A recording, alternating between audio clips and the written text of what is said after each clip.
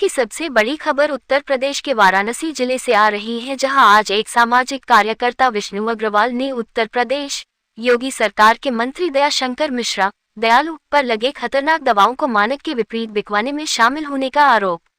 उन्होंने कहा कि कंपनियों से बड़ी लंबी साठगांठ से नहीं किया जा सकता इनकार। आइए सुनते हैं इनकी जुबानी। VKA national news channel Varanasi से डॉक्टर सुनील जायसवाल की रिपोर्ट।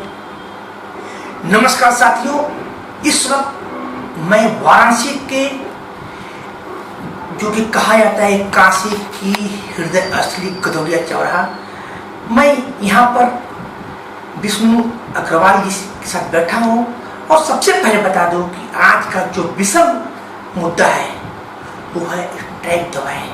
और सबसे बड़ी ये दवाएं क्या है? ये दवाएं एक प्रकार की जहरीली दवाएं हैं और जिसकी पूर्ण रूप से मैन्युफैक्चरिंग हो रही है और शिकायत के बावजूद अभी तक किसी प्रकार की कार्रवाई नहीं की जा रही। आइए इस संदर्भ में हम जानते हैं इस विषय में कैसे कहाँ तक पहुँचे हमारे माननीय विष्णु अग्रवाल जी, उनसे बातचीत करते हैं। जी सर बताएं। नमस्कार। मेरे संज्ञान में कुछ दिनों पहले आया, कुछ महीनों पहले आया कि आयुर्वेदिक दवा के नाम पे स्टेरॉइड मिश्रित और ऐसी दवाएं कि जिसको आपस में मिक्स करने की एलोपैथी में भी अनुमति है। जी पहले स्टार्ट है क्या, पहले बताया। स्टेरॉइड जैसे युवक लोग अपना वजन बढ़ाने के लिए, भूख बढ़ाने के लिए कैप्सूल्स दवाएं खाते हैं जी। अब उसके अंदर साइक्लोहेप्टाडीन और डेक्सोना को मिला के सब दे रहे हैं जी। और ये मैं ऐसे अंधेरे में नहीं कह रहा हूँ। जब मेरे संज्ञान में ये मामला आया तो सबसे पहले मेरे पास यूपी सरकार की ही लेबोरेटरी के 2 कंपनियों की रिपोर्ट आई, मेरे हाथ लगी, जो आयुष विभाग की ही लेबोरेटरी है और जिसमें साफ साफ बताया गया कि इन दवाओं में स्टेरॉइड है। स्टेरॉइड का सबसे बड़ा साइड इफेक्ट ये होता है कि अगर आप उसको लगातार खाते जा रहे हैं तो कुछ दिनों के बाद आपका किडनी डैमेज हो जाएगा, लीवर डैमेज हो जाएगा, हड्डियों का ग्रीस सूखने लगेगा और हृदय रोग से भी आप पीड़ित हो जाएंगे। और ऐसे मेरे संज्ञान में कुछ आए हैं कि कुछ लोगों की मृत्यु तक हुई है इसके अंदर। ऐसा क्या आपको जानकारी प्राप्त हुई? इसमें कैसे आपको जानकारी, कैसे आप इस पर रिसर्च की, कैसे जानकारी तक पहुँचे, कहाँ तक पहुँचे? मेरे एक परिचित हैं गाजियाबाद में, वो गए हुए थे घूमने, तो वहाँ पे जिसके गाड़ी में जा रहे थे वो उनके ड्राइवर का लड़के की मृत्यु हो गई। तो चर्चा चल गई तो उसने बताया कि मेरा बच्चा जो है इस टाइप की दवा खाता था वजन बढ़ाने के लिए, दुबला पतला था और खाता था, वो कई महीने लगातार खाया, उसकी किडनी फेल हो गई, डैमेज हो गई। तो उन्होंने ऐसे जिक्र मुझसे किया। तो मेरा आयुर्वेद विभाग में पुराना संपर्क भी है। हाँ, तो मैंने उसकी छानबीन करना चालू किया। छानबीन करते करते मेरे हाथ में 2 लेबोरेटरी रिपोर्ट आई, 2 उत्पाद जो कि आयुष विभाग उत्तर प्रदेश की ही लेबोरेटरी रिपोर्ट है, जिसमें डॉक्टर कटियार उसके जो हैं उनका दस्तखत है और उत्तर प्रदेश सरकार की मुहर का वो लेटर है जो कि मेरे पास है। उसमें साफ साफ कहा गया कि इसमें स्टेरॉइड आएगा। तो उस समय तत्कालीन आयुष निदेशक डॉक्टर SN सिंह हुआ करते थे। तो मैंने उनसे संपर्क साधा, मोबाइल से संपर्क साधा, उनको व्हाट्सएप पे संपर्क साधा, ये सारी चीज़ें भेजी और मैंने कहा कि इस पर कार्रवाई आज तक क्यों नहीं हुई। मैंने उनसे सवाल पूछने चालू कर दिए। उस सवाल पूछने के क्रम में मेरा मोबाइल नंबर भी लीक कर दिया गया और एक कंपनी वाले ने मुझसे संपर्क किया बनारस। उसने 2 आदमी भेजे भी मिलने के लिए, मैंने उनको डांट कर भगा दिया। किस प्रकार से संपर्क करने का उन्होंने प्रयास किया आपसे? उन्होंने मुझे प्रलोभन दिया। किस प्रकार प्रलोभन? बहुत बड़ी रकम था जी। फिर मैंने उनको भगा दिया। फिर अनुमान राशि क्या रही होगी? लगभग 2 करोड़ से ऊपर। 2 करोड़ ऊपर। हाँ। उसके बाद अभी 2-3 महीना पहले उस कंपनी वाले का फिर मेरे पास फोन आया जी, जिसका कि ऑडियो है मेरे पास। वो मैंने माननीय आयुष मंत्री जी को भी दे दिया और डायरेक्टर आयुर्वेद को भी दे दिया। आयुष मंत्री जी को आपने इसकी वॉइस दी तो आयुष मंत्री जी ने क्या एक्शन लिया? क्योंकि आयुष मंत्री इसमें कौन बात नहीं आए? हमारे यहाँ आयुष मंत्री बनारस से ही हैं जी। शुभ नाम उनका क्या है? डॉक्टर दयाशंकर मिश्रा जी। बहुत ही भले आदमी हैं और मैं उनसे मिला। नहीं, भले आदमी हैं, आपकी शिकायत करने के बाद भी उनके द्वारा कोई एक्शन न लिया जाना का अर्थ क्या होता है कि वो भी षड्यंत्र में शामिल हैं? अब मैं बताता हूँ आपको। मैं फरवरी माह में मंत्री जी से संपर्क किया, जब मेरे पास इसकी पूरी फाइल तैयार हो गई, मेरे पास सारे सबूत इकट्ठे हो गए कि इसमें बड़े बड़े अधिकारी जो ड्रग्स से संबंधित हैं, आयुर्वेद से संबंधित हैं, उत्तर प्रदेश, बिहार, उत्तराखंड, दिल्ली, मैंने सारे अधिकारियों से संपर्क किया और सबको मैंने व्हाट्सएप पे शिकायत भेजी। कुछ लोगों को ईमेल भी भेजा, उन्होंने ईमेल से मांगा। तो इसी संपर्क में मैंने जब एसएन सिंह का तो फिर वो गिरफ्तार हो गए, कार्रवाई आधी रह गई। उन्होंने मेरे बहुत दबाव पड़ने पे एक कंपनी के बिक्री पर बैन लगाया, लेकिन वो दवाएं आज भी बनारस में भी आपको खुलेआम मिल जाएगी, पूरे यूपी में मिल जाएगी। यानी कि प्रतिबंधित दवा होने के बावजूद वो दवाएं वाराणसी में है? वाराणसी में है, यही आपको दवा मंडी में मिल जाएगी। दवा मंडी बनारस ही नहीं, पूरे उत्तर प्रदेश। यानी कि जहरीली दवाएं वाराणसी नहीं, पूरे उत्तर प्रदेश बिक रही है, सरकार मौन है। मैंने बिकता हुआ माल लगता हुआ फोटो भी आयुष मंत्री जी को भेजा जी, और मैं आयुष मंत्री जी से सबसे पहले फरवरी में मुलाकात किया इस विषय पे, और मंत्री जी ने बड़ी गंभीरता से मेरी बातों को सुना। उन्होंने कहा कि अगर ऐसा हो रहा है तो बहुत गलत हो रहा है, मैं बड़ी सख्त कार्रवाई करूँगा। और मैंने मंत्री जी को एक चीज़ और भी बताया था कि सर ये 5,000 करोड़ रुपए से ऊपर का व्यवसाय है, जिसमें कि मुनाफा लगभग 4,000 करोड़ रुपया है, और इसमें से 1,000 करोड़ रुपया ऊपर से नीचे तक पूरे हिंदुस्तान भर के लोगों को बांटा जाता है, तभी ये व्यापार निर्बाध चल रहा है। तो मंत्री जी कहा कि नहीं, मैं इस पर कार्रवाई करूंगा। यानी पूरा खेल 5,000 करोड़ का है। जी, और मैं आपको और बता दूं कि उसके बाद मंत्री जी ने मुझसे लिखित में मांगा जी, तो मैंने 2 पन्ने का लिखित एप्लीकेशन लिख के प्लस 18 पेज के सबूत के साथ मैंने मंत्री जी को दिया। मंत्री जी ने बंद कमरे में उन सबूतों को देखा और बहुत उद्विग्न भी हुए, और नहीं मैं कार्रवाई करूंगा। उसके बाद मंत्री जी कुछ दिनों तक मेरे संपर्क में रहे, और मैं बार बार मंत्री जी को खाली एक ही चीज़ के लिए फ़ोन करता था कि मंत्री जी इसमें डेली नए नए युवा किडनी और लीवर के रोगों से ग्रसित हो रहे हैं, जिस पर तुरंत कार्रवाई की आवश्यकता है। बोले हाँ करूँगा, हाँ करूँगा। करते करते फिर उन्होंने मेरा फ़ोन भी उठाना बंद कर दिया, संपर्क से भी कट गया, और कोई कार्रवाई नहीं हुई। मैं व्हाट्सएप पे नए सबूत भी मंत्री जी को आज फिलहाल कुछ दिन पहले तक मैं भेजता रहा। और इसी संबंध में मेरी director of Ayurveda Uttar Pradesh mister Saxena ji से 3 बार लखनऊ में मीटिंग हुई है। उस मीटिंग में मैंने ये सारी चीज़ें उठाई। मेरे शिकायत पे कानपुर डीओ डॉक्टर कटियार ने एक जगह छेड़ मारी, वहाँ 1 ट्रक माल बरामद हुआ, प्रतिबंधित दवाएं बरामद हुई। और बरामद होने के बाद उस अधिकारी को देखिए, मेरी शिकायत पे गया, उसकी कॉल रिकॉर्डिंग है मेरे पास, उसके रेट का वीडियो है मेरे पास। और उस अधिकारी का पहला फर्ज ये बनता था कि उस दवा को सीज करके मुख्यालय को सूचना दें। न उन्होंने मुख्यालय को सूचना दी, न सीज किया, और 5 लाख रुपया लेके उन्होंने उस माल को खुला छोड़ दिया।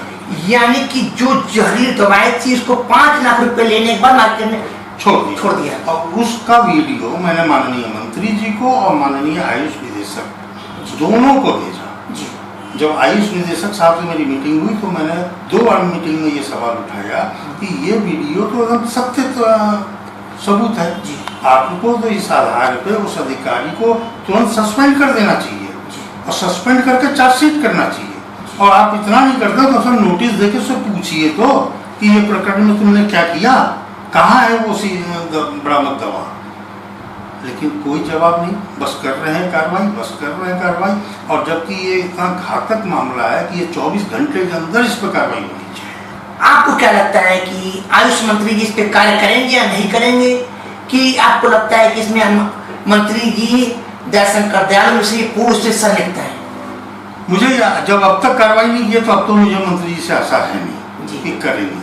अब क्यों नहीं कर रहे हैं, इसके पीछे बहुत से रहस्य हो सकते हैं। मेरे पास इसका पक्का सबूत तो है नहीं कि मैं सीधा आरोप लगा दूं, लेकिन अब तक कार्रवाई नहीं करना किसी न किसी संदेहजनक इंगित कर रहा है, क्योंकि इसमें 4,000 करोड़ रुपये, 1,000 करोड़ रुपया ऊपर से नीचे तक बढ़ता है। अब ये कहाँ बह के जा रहा है, क्योंकि अगर आयुष मंत्री नहीं कार्रवाई कर रहा है, आयुष डायरेक्टर कार्रवाई नहीं कर रहा है, और तो और कई डीओ कार्रवाई नहीं कर रहे हैं। मैंने बनारस के डीओ को लिखित में दिया सबूत के साथ, और उसकी रिसीविंग लिया, ये रिसीविंग है मेरे पास। सारे पन्ने एक बार कैमरे के सामने स्क्रीन पर करें आप थोड़ा सा। ये देखिए ये मैंने बनारस के आयुष अधिकारी को लेटर दिया, मैंने उनसे रिसीव भी करवाया है। यहाँ पे यहाँ मोहर भी लगी है। मोहर भी लगी है।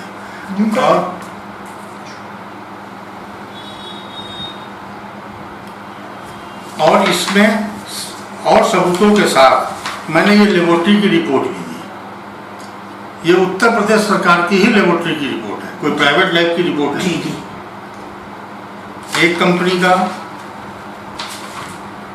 2 कंपनी का, 3 कंपनी का, जी जिसमें साफ लिखा हुआ है कि इसके अंदर स्टेरॉइड है। जी।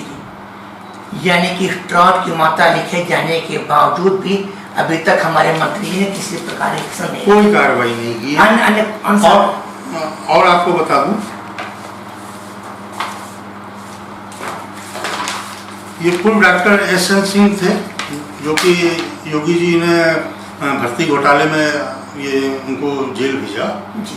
मैं उस समय से इस जहरीली दवाओं के खिलाफ अभियान चला रहा हूँ। लगातार मैंने व्हाट्सएप पे एक सबूत और ये भेजे, और यही सबूत मैंने टोटल मंत्री जी को भी दिए, लिखित में दिए, फाइल बना के दी, उनके व्हाट्सएप पे भेजा, उनके व्हाट्सएप पे भी भेजे हुए का मेरे पास सबूत है। और मेरे यूपी डायरेक्टर आयुष वर्तमान सक्सेना जी को भी भेजा हुआ था, एक सबूत है। और मुझे तो ताज्जुब होता है कि जिन दवाओं से डेली नए हजारों नवयुवक युवतियाँ घातक रोगों से ग्रसित हो रही हैं, उस पर कार्रवाई करने में इतनी देरी क्यों? क्या योगी जी को ये मंजूर होगा? और मैं सबसे बड़ी बात बता दूंगा जी, प्रधानमंत्री मोदी जी ने अपने प्रथम कार्यकाल में ही आयुष विभाग को स्वास्थ्य विभाग से अलग किया था जी। और उसको अलग करने के पीछे एकमात्र कारण था कि आयुर्वेद भारतीय संस्कृति है जी। और आयुर्वेद भारत की धरोहर है। इसको पूरे विश्व के मस्तक पर शोभायमान करने के लिए मोदी जी ने आयुष विभाग को अलग किया ताकि आयुर्वेद का विकास हो, आयुर्वेद की तरक्की। और ये अधिकारी, ये मंत्रीगण उसी मोदी जी के सपने के पीठ में छुरा भोंक रहे हैं। जिस प्रकार से हमारे प्रधानमंत्री महोदय ने आयुर्वेद को शीर्षासन बैठाने की कोशिश किया है। मेरे पास योगी जी तक पहुंचने का साधन नहीं है, नहीं तो जिस दिन ये योगी जी के समक्ष पहुंच जाएगा, क्या आपको लगता है कि योगी जी कभी ऐसी हरकतें बर्दाश्त करेंगे? बिल्कुल नहीं।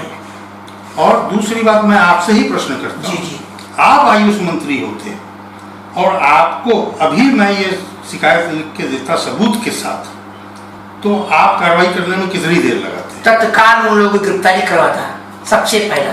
14 अप्रैल को लिखित में दिया, उसके 1.5 महीना पहले मैंने मौखिक दिया है और आज है 8 अगस्त।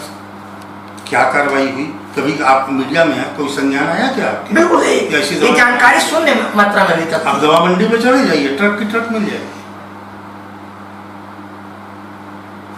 अच्छा, मजे की बात और है जी, इसमें से 3-4 कंपनियां यूपी ही स्थित है। माननीय आयुष मंत्री, माननीय डायरेक्टर सक्सेना जी का ही दिया हुआ लाइसेंस है। अच्छा, मैंने इनके विभाग का ही दिया हुआ लाइसेंस है और मैंने उन फैक्ट्रियों का भी सबूत के साथ शिकायत भेजी है। उसके बावजूद वो फैक्ट्रियां रन कर रही हैं, फुल उत्पादन कर रही हैं, बेच रही हैं। कुछ कंपनियां और स्टेट के बाद मैंने आसाम में शिकायत की थी। आसाम में तुरंत कार्रवाई हो गई, उसका वीडियो आया हुआ मेरे पास। अधिकारी ने प्रेस कॉन्फ्रेंस करके जो है घोषणा किया। अच्छा, वहाँ गिरफ्तारी भी हुई। आसाम, सिलचर, गुवाहाटी। जी, आसाम गुवाहाटी के अधिकारी ने प्रेस कॉन्फ्रेंस करके बताया कि हमने ऐसी दवाएं पकड़ी हैं और उसको प्रतिबंध लगाया जाता है। एक खबर मेरे पहले चल चुकी है आसाम के माध्यम से। मैं टीम जो आसाम में काम करती हूँ उस माध्यम से मेरी खबर चल चुकी है। जी, वो वही मैंने दिल्ली में शिकायत की, दिल्ली आयुष अधिकारी को। दिल्ली में भागीरथ पैलेस में 40 अधिकारियों की टीम ने रेड मारा था जी। लेकिन रेड मारने के बाद फिर लिपापोती करके उसको फिर सब सो गए।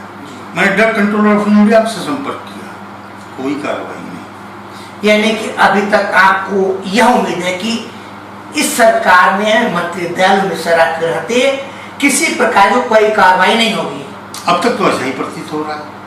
अगर आज रात को कर रहे होंगे कार्रवाई तो अलग बात है।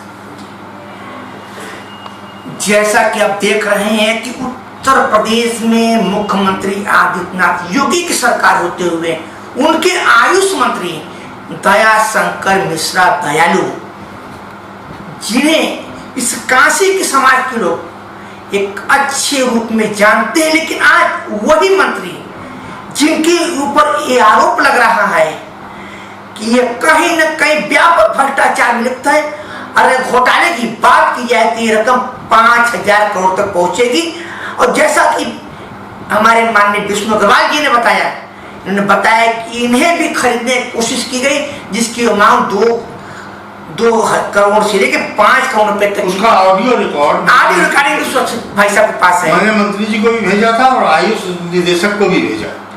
और इनकी शिकायत पे रेड भी मारी गई थी कानपुर में, लेकिन वहां के डीओ द्वारा 5 लाख रुपए लेकर के वही माल दवा की मंडी में भेज दिए गए, लोगों को मौत को मुंह रखने के लिए। और सबसे बड़ी चीज जो उन्होंने सबसे बड़ी बात कही, इस वाराणसी के सब सागर मंडी जैसे इलाके में प्रतिबंधित दवाएं बिक रही है। हमारे सीएमओ महोदय भी शांत है और कहीं ना कहीं यहाँ पे स्पष्ट तौर से अंदेशा लगाया जा सकता है कि हमारे मंत्री को एक मोटी रकम इस बनारस के पूरे उत्तर में जा रही है। इसलिए अभी तक शांत है। ब्यूरो रिपोर्ट डॉक्टर सुनसा देख रहे हैं वाराणसी।